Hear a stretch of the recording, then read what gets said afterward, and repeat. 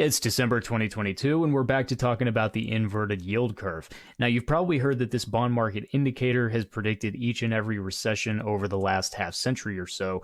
Even the jackwagons at CNBC can tell you that. But I want to answer three questions for you. One, what actually is the yield curve? Two, does this relationship go back even further than half a century, like perhaps before World War II?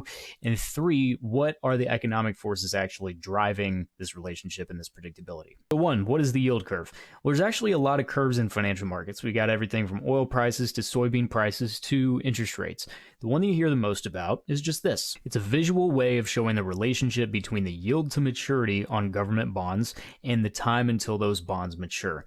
Now, the yield to maturity is not exactly the same thing as an interest rate, but they tend to be pretty close. The green line is what the curve looked like in November 2021, and it has a normal shape, which is upward sloping. The blue line is what the curve looked like in November 2022, and it has an inverted shape. And all that means is that the short-term yields are higher than the long-term yields. Now, the second question, does it predict recessions even further back than a half century, like maybe even before World War II?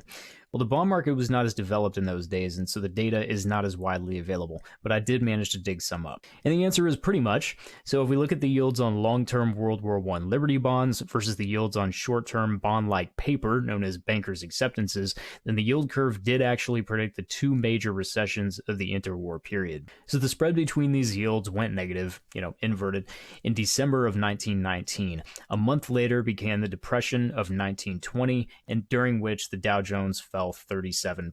Spread went negative again in 1927, and 2 years later kicked off the Great Depression, during which the Dow Jones fell 88%. So now to that last question.